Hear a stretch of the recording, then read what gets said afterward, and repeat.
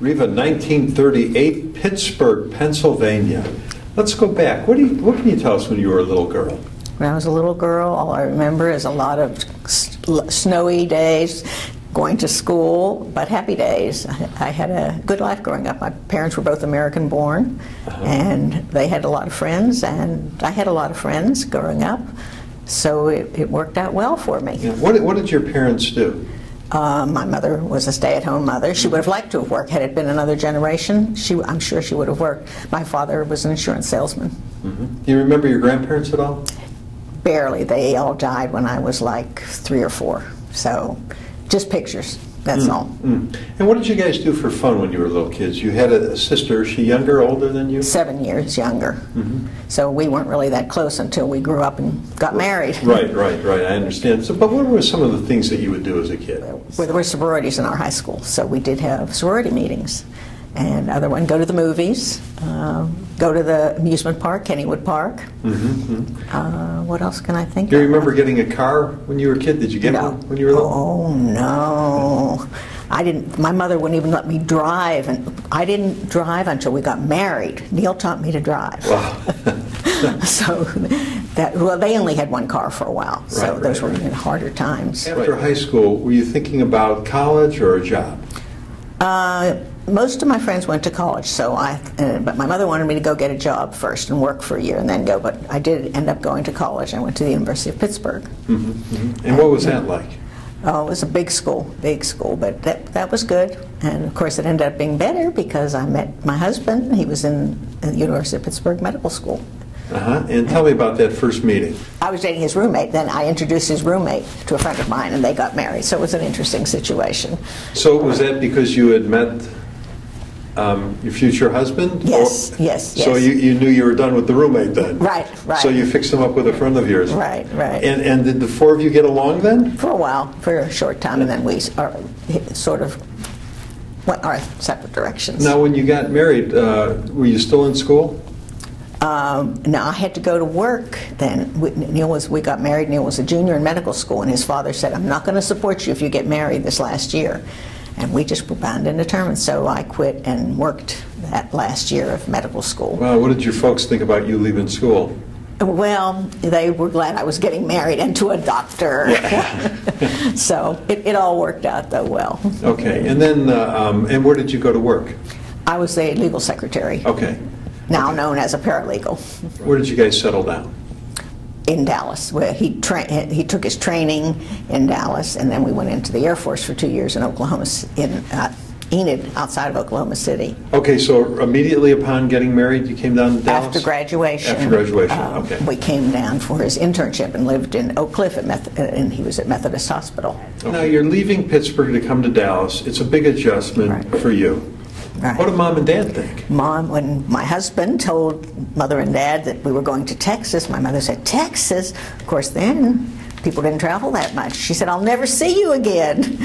And they were really upset. But, of course, we made a concerted effort to see them every year. Okay, and then he was called into the service? It was part of the plan when you were a medical student. It was called the Berry Plan. You had to go in for 2 years. Okay. And then did you go up to Enid with him? Yes. Oh, yes. Okay, and so is this like a little bit of a culture shock at all? A lot of a culture shock. I had my first child born just before we went there, so it was living in Enid, Oklahoma. We came to Dallas often because it was not that bad of a drive. 2 years there was enough. Right, and then you guys settled down in Dallas? Well, then he took his residency in Dallas for two years. Okay. And then did you stay here? Yeah, then he opened his office. The oldest one was born in Pittsburgh, Pennsylvania, because I had to go home because he was in training. I couldn't go onto the base yet because he wasn't yet on the base. So what was that like for you to be that far away from him? Oh, I went home to Mom. What do you mean?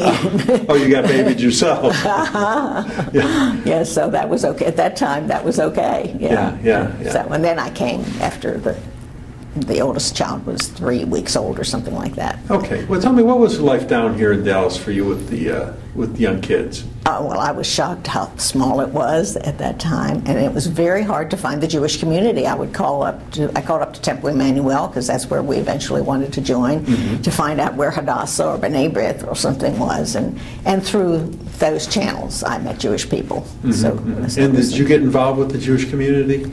Just through Hadassah or B'nai B'rith at that time. Tell me now about learning to drive. You were married, you said. Yes, I learned on a stick shift. Do you remember that first car you drove? Yes, a green Pontiac from 40-something, 49 or something. I don't know what it was. Do you remember what you guys paid for that car?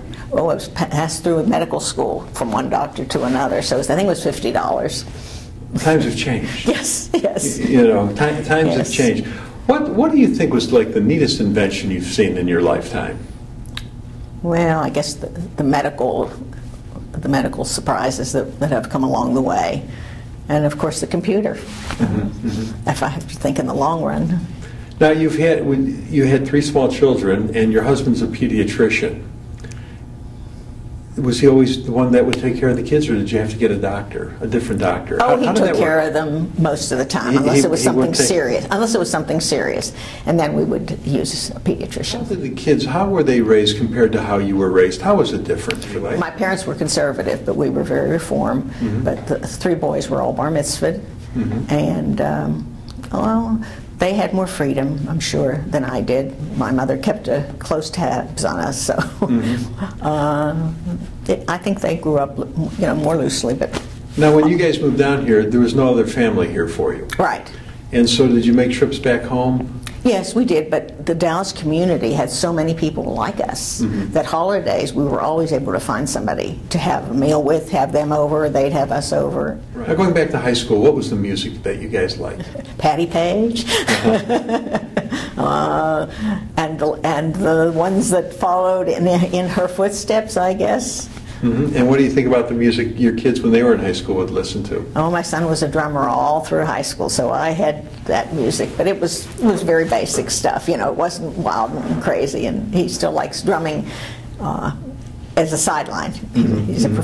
He's in a profession now, but he still likes his drums. You have 3 kids, and you have 6 grandkids. What was it like to become a grandma for the first time? Oh, it's a wonderful feeling, just wonderful, as every grandmother will tell you. Yeah. How is it different than having kids? It's just special because you waited. For some reason, you know that these children, you can do anything you want with them because you're the grandparents, and they take them away, and the parents won't know. So it's just been a lot of fun. Now, thinking about how you were raised compared to how your grandkids are being raised in today's world, what differences do you see? Oh, many more, many more. Of course, each of my grandchildren was sort of raised differently. One's in San Antonio. It's a different lifestyle in San Antonio than in Dallas. The basics are there, but San Antonio is a smaller town. I think it's basically that I didn't have as much freedom. Always, we listened to our parents no matter what. My mother was, this is the way it is. And I didn't argue. Now, how do you feel the Jewish community has grown in Dallas over the years? Oh, it's wonderful to have watched it grow. When I first came here, there weren't that many, and I've just watched it grow. I don't know what it is now. I've tried to see the figures, but I haven't seen recent ones.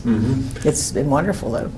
The influx of people from all over the country and all over the world, really, the Jewish people coming from everywhere. What was the happiest time in your life? I guess getting married, having children, both of our. And what were the scariest things for you in life?